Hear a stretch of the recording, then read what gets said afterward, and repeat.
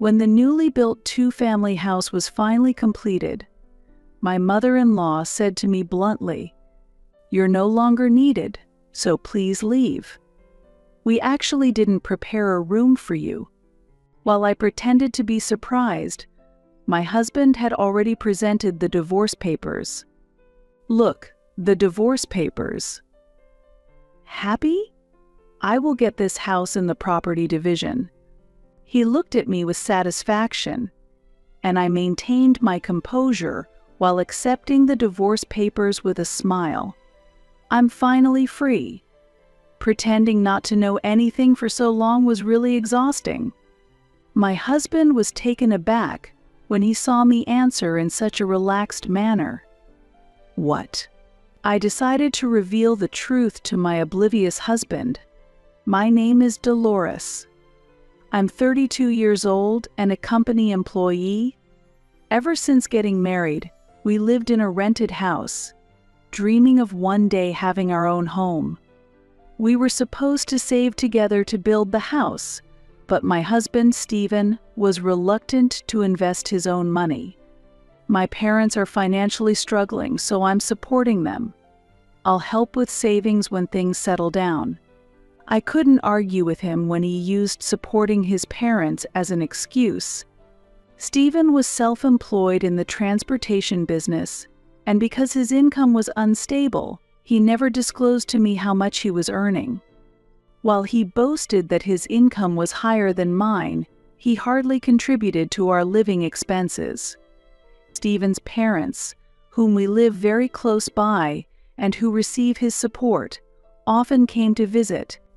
Stephen's sister also lived in his parents' home, and as she worked from home, she frequently showed up with them.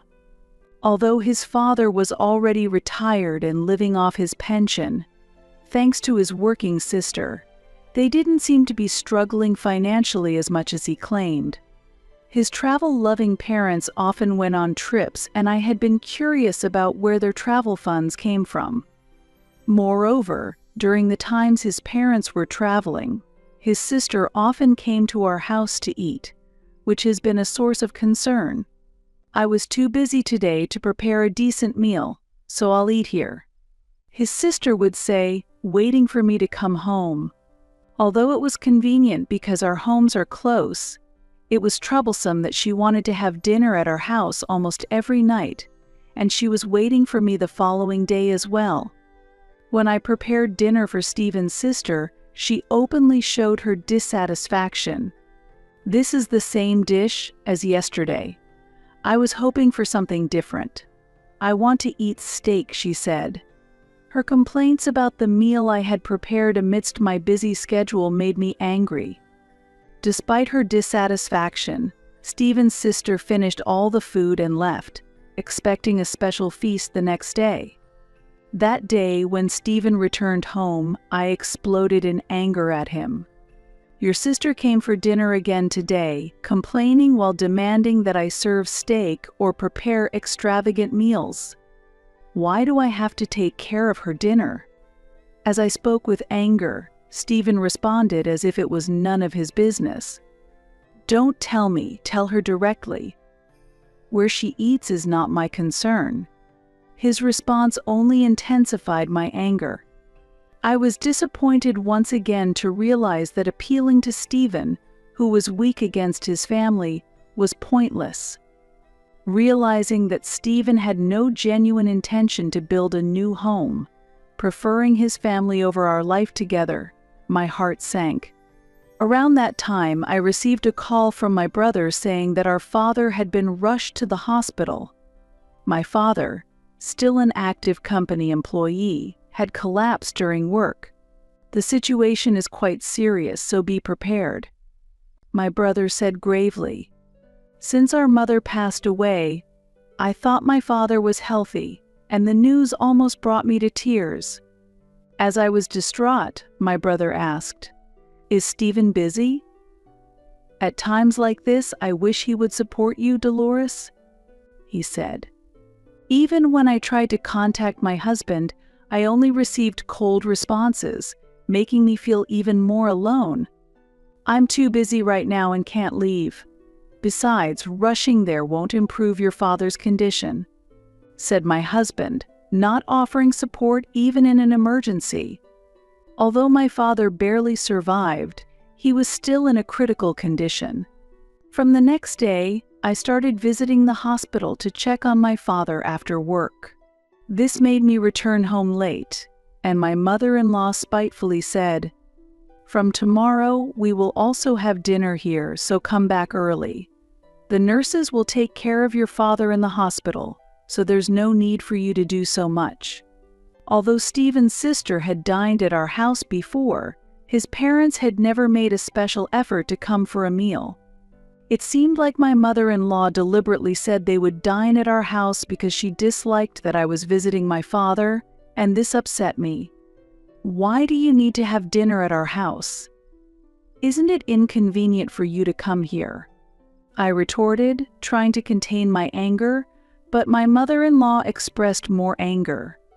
"Stephen said we should eat here, so I'm coming reluctantly. If there's a problem, talk to him," she snapped. Even though I couldn't believe that Stephen would say such a thing, when I asked him about it upon his return home, he looked troubled. "Mom said that? If Mom says so, I must obey. So it's settled that you will prepare our dinners from now on," he said, seemingly dissatisfied but unable to oppose his mother's commands. As a result, I became responsible for preparing meals for my in-laws. Disappointed by my husband's attitude of prioritizing his mother's instructions, I began to question our future relationship. When his parents dined at our house, it meant that his sister would join them as well. Therefore, I had to prepare meals for 3 additional people. However, I was certain that my in-laws would complain about the food I made, which weighed heavily on my mind. I was fed up with having to prepare under these circumstances. After making dinner, I decided to visit my father and tried to avoid seeing my in-laws as much as possible. As expected, my mother-in-law made a spiteful comment. "Don't you want to be with us? Going to the hospital won't cure his illness, will it?" As I was heading to the hospital and ignored her complaint, my sister-in-law laughed and said, "Dolores's father apparently has quite a fortune, so she must be thinking she'll get a big inheritance by visiting him." Leaving them to their assumptions, I left the house. Since my father was hospitalized, my mother-in-law had deliberately left dinner preparations to me, and her indifferent attitude towards my father's health condition irritated me. As my sister-in-law heard through Stephen, my father was indeed wealthy, and the family did own real estate. I didn't care about the inheritance, all I wanted was for my father to recover. Nevertheless, my father eventually passed away, and I was devastated by his death. "We'll handle the funeral preparations, Dolores, so you can stay by Dad's side," my brother and his wife told me, and they arranged everything. I'm grateful that my sister-in-law handled things so efficiently, yet my husband didn't show his face even once. When I informed Stephen over the phone about my father's death, his reaction was unbelievable. "I don't care what happens to your father. What about dinner?" Stephen blurted out. I was speechless at my husband's concern for dinner preparations. Stephen yelled, "Come back home quickly," and hung up the phone. In the end, Stephen did not appear at my father's funeral, and my brother and his wife were displeased with his attitude. How disrespectful of him not to show up at his father-in-law's funeral. He never visited once. What did he really think of Dad? My brother expressed his indignation, and I regretted marrying Stephen. After the funeral, when I returned home, Stephen was inexplicably smiling. "Dolores, what did you inherit? I heard your father had a lot of real estate." He asked about my father's real estate without attending the funeral, and I glared at him angrily. "That's none of your business, is it? And why didn't you come to the funeral?" I demanded. "I hate funerals, they're such a hassle." but I'd like to know the details of the inheritance," he replied almost gleefully. I told him I inherited nothing, although I hadn't discussed it with my brother yet, and I didn't fully know the extent of my father's assets. Stephen doubted my words and continued to ask persistently about the inheritance. When I continued to ignore him, he couldn't stand it and apparently called my brother. Stephen called me, yelling to hurry up the inheritance division. "But is he really that desperate for money?" my brother said. Hearing this, I felt embarrassed and apologized for my husband's actions. "I'm sorry. Stephen is only thinking about the inheritance. Please don't worry about my share," I told my brother over the phone, feeling guilty as I heard his concerned voice. My brother seemed suspicious of Stephen's abnormal interest in the inheritance. My brother and I decided to exclude Stephen from the discussions about my father's real estate, and we calmly agreed on the inheritance distribution. Having lost trust in Stephen, my brother informed me of his future plans, and I agreed to follow his directions. When Stephen later learned that the inheritance had been finalized, he made a big fuss. "Dolores, what did you inherit? Don't hide anything. Tell me everything," Stephen yelled, and his mother overheard. "If you've inherited the house, share some with me too." "I'd prefer a new house if possible," his mother demanded.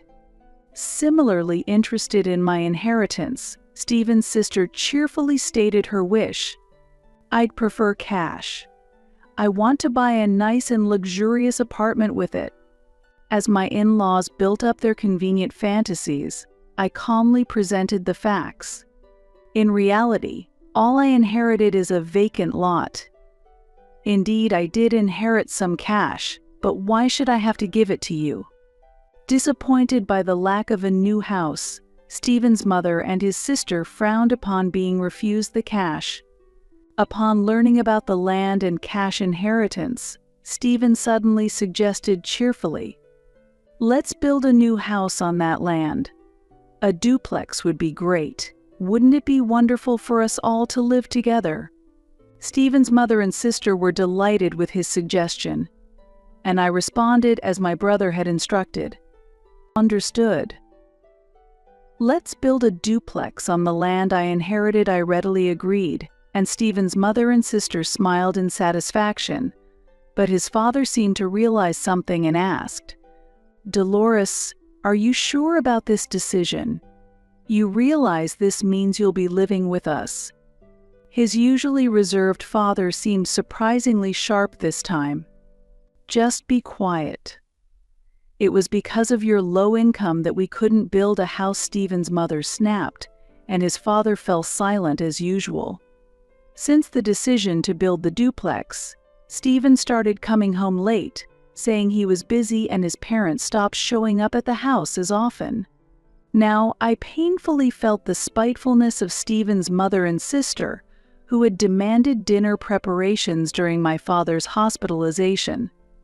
When Stephen's mother and sister tried to decide the layout of the duplex on their own, I firmly refused.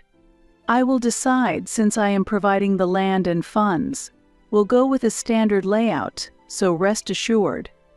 I skillfully avoided a situation where Stephen's mother and sister would have created a strangely structured house by deciding on the layout themselves.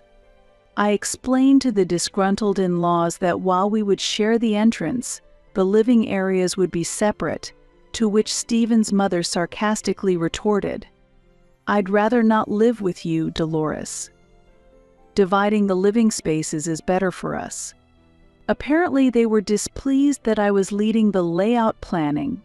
Hearing their words, I responded in a low voice, "Don't worry, we won't be living together." My quiet voice wasn't heard by my mother-in-law, but my sister-in-law seemed puzzled and asked me for confirmation. "Did you just say something? Like we won't be living together or don't worry?" When I quickly denied saying anything, my sister-in-law accepted it immediately. As the floor plan was finalized and the construction of the house began, My in-laws were almost daily visitors at the construction site, looking forward to its completion. My sister-in-law, who works from home, often accompanied her mother, seemingly shifting her work hours to the night. As the completion of the duplex approached, Stephen and my in-laws started shopping for new furniture and appliances. New houses need new furniture. Since it's your house, Dolores, could you provide the funds for the furniture and appliances? Stephen suggested, trying to also make me pay for these. I responded apologetically while pretending to be sorry. I'm sorry, but my funds are depleted, so I'd appreciate it if you could handle the furniture and appliance purchases. While Stephen looked perplexed, surprisingly, my mother-in-law supported me. Stephen, arrange for the furniture yourself. Dolores has already done enough by building the duplex. It was hard to suppress my laughter at this unexpected support. Looking forward to life in the new house, Stephen and my in-laws purchased a large amount of furniture and appliances, apparently financing much of it with debt. Close to the completion of the duplex, when we visited the site as a family, my mother and sister-in-law began to boast about the furniture and appliances they had bought. Are you sure it's okay to borrow so much? I definitely can't repay it with my pension, my father-in-law asked anxiously. Unconcerned by his worries, my mother and sister-in-law were optimistic, expecting him to help with the payments. Stephen has been very busy lately and comes home late, but we can repay the debt soon enough. You should help out a bit too. My mother-in-law told my sister-in-law. Suddenly asked to contribute to the repayment, my sister-in-law hastily retorted, "What? I can't afford that. Stephen has to work harder. His job is going well, so there's no need to worry." Listening to the conversation between my in-laws and sister-in-law, I could barely contain my laughter. If my husband's job was going well, he could have made purchases with cash without having to resort to loans. In fact, until recently I did not know, but it seems that neither my mother-in-law nor my sister-in-law knew the exact amount of my husband's income. Please do not bring in furniture and appliances without permission. There are procedures required, I explained, and my mother-in-law visibly showed her displeasure, but my sister-in-law responded meaningfully. It's the house we will be living in, so we can just wait a bit longer. At her words, my mother-in-law smirked, and I pretended not to notice anything. When the duplex was completed and we were inspecting it, my mother-in-law maliciously said to me, "You're no longer needed, so please leave. We actually didn't prepare a room for you." While I pretended to be surprised, my husband had already presented the divorce papers. "Look, the divorce papers. Happy? I will get this house in the property division." He looked at me with satisfaction, and I maintained my composure while accepting the divorce papers with a smile. Then my sister-in-law spoke disdainfully. "Stephen is remarrying, so there's no room for you, Dolores." They looked at me as if they had triumphed, but I returned their gaze with a smile. I'm finally free. Pretending not to know anything for so long was really exhausting, I said, and my husband's expression changed to one of shock. "Why are you acting so carefree?" "You're being thrown out and losing the house," he said. I responded disdainfully. Divorcing someone who only makes $9,000 a year and who has been proven to be unfaithful couldn't make me happier.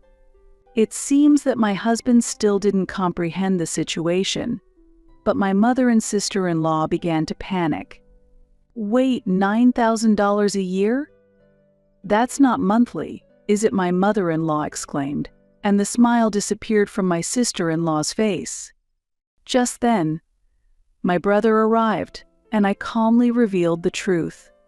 I found out about Stephen's affair quickly because my brother had it investigated.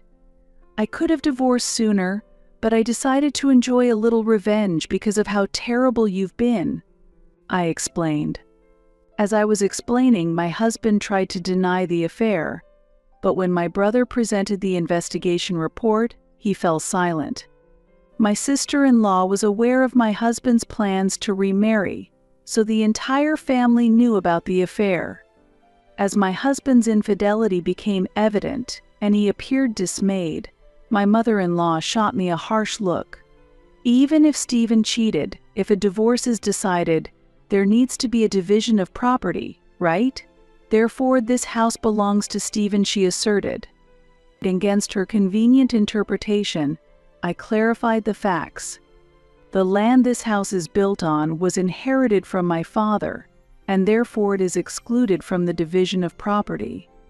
The funds for constructing this house were also entirely from my inheritance, and the house is registered only in my name. Thus, it is not subject to property division. If I had used the inherited funds for daily expenses, or if my husband had contributed financially to the building of the house, then it might have been considered for property division. However, that was not the case here. Despite my explanation, my mother-in-law was not convinced. Stephen and my sister-in-law, realizing they would not receive the house, were clearly unsettled. "Why didn't you tell me that I wouldn't get the house even after the divorce? I had promised my girl a life in a new home," Stephen exclaimed in anger. Watching this, my sister-in-law murmured in shock. "Not being able to move into a new house. I've already bought the furniture, and now it's all wasted." Upon learning that Stephen's annual income was only $9,000, my sister-in-law became even more concerned about the repayment of debts. Stephen, also worried about debt repayment, discreetly sought confirmation from his sister. "Mom said that since your income is stable, repaying the debt shouldn't be a problem, right?" he asked. My sister-in-law turned pale and just shook her head silently. Facing the pressure of debts, I declared calmly to my husband, "Given the fact that you committed adultery, I'm preparing to claim a division of property. I will also hold your affair partner responsible." Faced with the reality of a property division claim, my husband tried to retract the divorce and attempted to snatch the divorce papers from me. At that moment, my brother intervened, stopping my husband, and sternly stated, "It is shameful to talk about canceling the divorce after having an affair. We've already started the process for a claim for damages through a lawyer, so you better be prepared." Finally, understanding the seriousness of the situation, my husband collapsed, powerless. Meanwhile, rather than worrying about my husband's divorce, my mother and sister-in-law were preoccupied with their own debts and suddenly began to prostrate themselves before me. "Dolores, please help us. You're the only one we can rely on," my mother-in-law begged as she rubbed her head on the floor. I responded calmly, "We are now strangers to each other, and there is no chance of getting the loaned money back, is there?" When I responded, my mother and sister-in-law were at a loss for words. Everything had gone according to plan, so as my brother and I were about to leave, my usually reticent father-in-law suddenly spoke up. "I'm getting a divorce as well. I've always followed your mother's commands, but I can't stand it anymore," he said angrily and left the new house. Stephen and my sister-in-law, who didn't earn much, found it difficult to repay the debts, and it seemed everyone was hoping for my father-in-law's pension. It appears that my father-in-law had finally decided to free himself from my mother-in-law's control. As we looked on, my husband and his family panicked and followed my father-in-law out of the house. Watching them leave, I felt a sense of relief, and my brother was smiling contentedly. When I said we were building a new house, Stephen and the others acted just as expected. The revenge on everyone was also thanks to you, brother. I expressed my gratitude, and my brother smiled modestly. It was actually his plan. Afterward, I filed the divorce papers and demanded property division from my husband and his affair partner. My father-in-law eventually divorced my mother-in-law and left the family home. My ex-husband ended up moving back in. After I left the house I used to live in, my ex-husband was unable to pay for living expenses or rent and had to return to his mother's house. At the in-laws' house, they were just managing with my ex-husband and sister-in-law's meager incomes and my ex-mother-in-law's pension, barely making ends meet and unable to afford debt repayments. My ex-husband was burdened with monthly payments, his debts kept increasing, and he was even abandoned by his affair partner. The affair partner, due to financial instability, gave up on marrying my ex-husband, and my ex-mother-in-law had sought support for living expenses and debt repayment, making my ex-husband's situation even tougher. It's natural to dislike living with such a noisy mother and sister-in-law.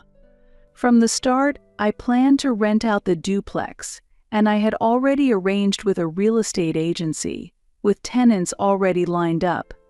I decided to utilize the precious land and funds inherited from my father, starting a new life in a one-room apartment, but with rental income from the duplex.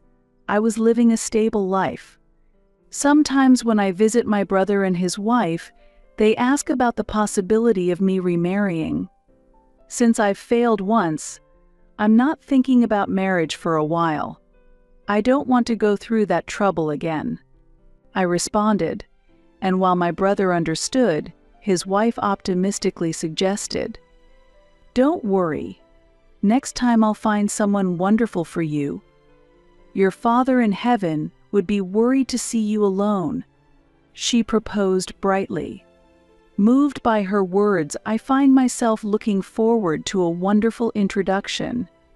Knowing my brother's wife to be a trustworthy person, I'm sure she will make a good choice. While I showed a reserved attitude on the outside, deep down, I was excited about whom I might meet next.